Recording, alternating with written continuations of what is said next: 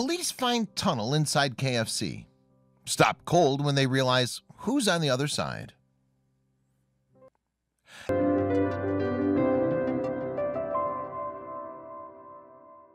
As he crept ahead through the abandoned restaurant, the only sound echoing through the empty building was the muted clunk of his steel-toed boots on the tiles. He quietly walked past the filthy deep fat fryer and moved toward the back of the kitchen. With his muscles coiled, he rounded the corner and stopped dead in his tracks.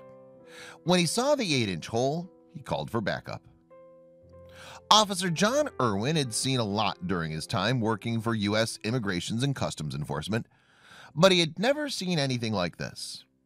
It all began when HSI Special Agent Scott Brown had put him in charge of a raid on a KFC building in Arizona. Brown had received an anonymous tip-off that led him to believe that the fast food chain was hiding more than their trademarked 11 secret herbs and spices. It's a well-known fact that fried chicken chain KFC is second only to McDonald's when it comes to fast food sales. With 20,000 stores around the world, almost 4,500 in the US alone, the Colonel's Chicken empire continues to grow. But one franchise in San Luis, Arizona caught the eye of Homeland Security, and what officers found inside made their heads spin. Locals of San Luis remembered a time when they could grab a bucket of fried chicken just 200 yards away from the Mexican border. But one day the KFC mysteriously shut its doors to the public, and the once popular restaurant shell deteriorated. The sign faded in the baking heat, and the paint began to bubble off the walls. It stood empty for years, but strangely enough, there were always a few cars parked outside, and nobody knew why. Months after the KFC shut its doors, lights began to go on inside the building, late at night. The locals began to speculate that the building might see a reopening yet.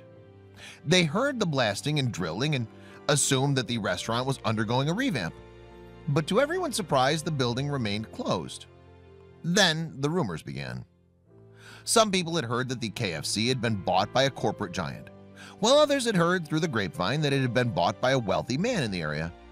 But none could have ever guessed what was really taking place within those crumbling walls. Indeed, it took months for officials to piece the clues together. Late one evening, HSI Special Agent Scott Brown's personal cell phone rang. Annoyed by the late hour, Brown considered sending the call straight to voicemail. But then a strange feeling came over him. He answered gruffly, but he never dreamed that the man on the other end of the line would give him a tip-off like this.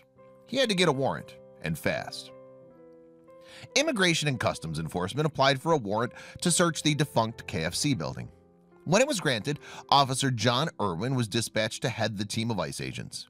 But when he entered the dusty kitchen, he discovered an 8-inch hole in the wall. He called backup.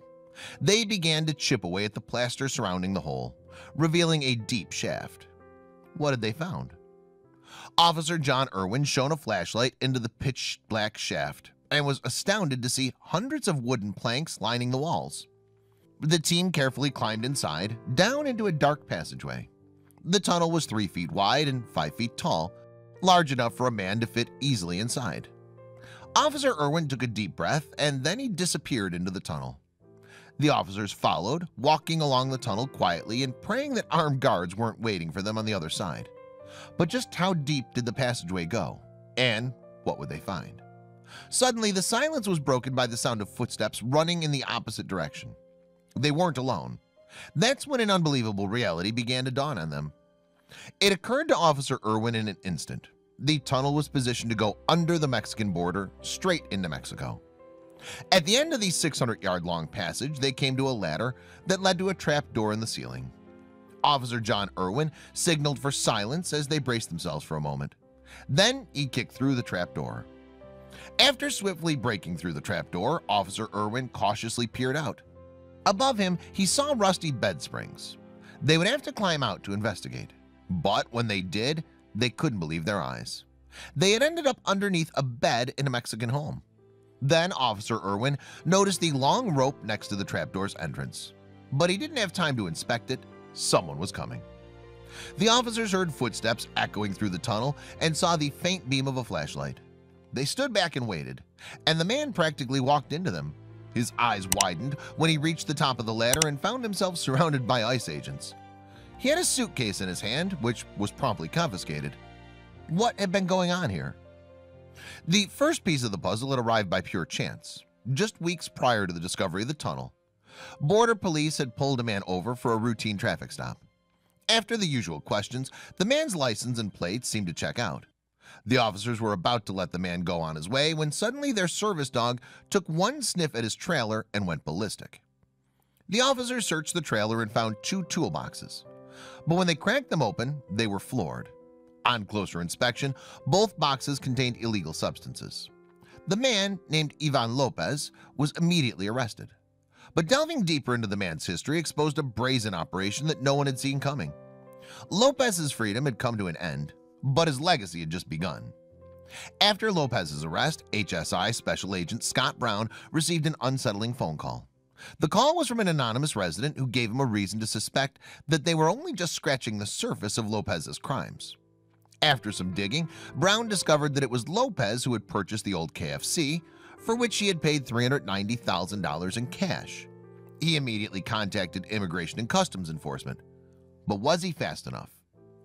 After putting 2 and 2 together, it was clear to officials that the reason for this brazen under-border tunnel was to enable Lopez and his cohorts to smuggle contraband into the U.S. from Mexico. Indeed, Lopez's confiscated toolboxes held narcotics worth around $1 million. But how had they gotten away with it?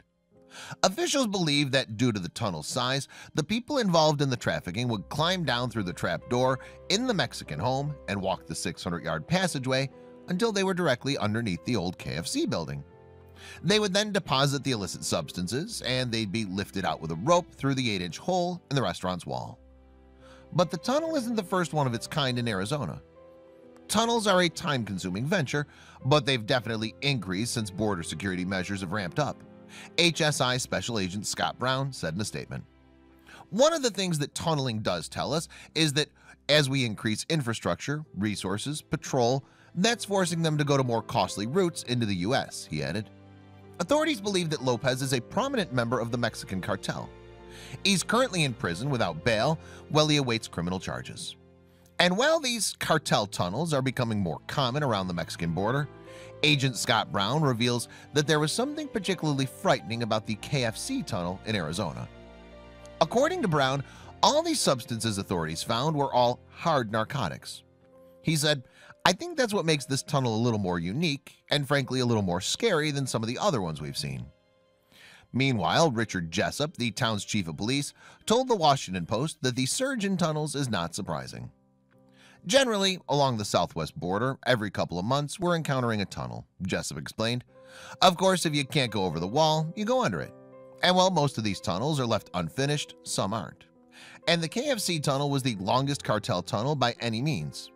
In 2016, agents discovered a tunnel in San Diego, California that was nearly half a mile long, ending in Tijuana, Mexico. And it's even not the first to start in San Luis either. Indeed, a case from 2012 found a passageway that linked Arizona City with San Luis Rio, Colorado in Mexico. Nevertheless, the tunnel shooting out from the abandoned fast food restaurant is still a noteworthy addition to the long list of instances along the border, mostly because of the huge weight of hard narcotics seemingly transported through it.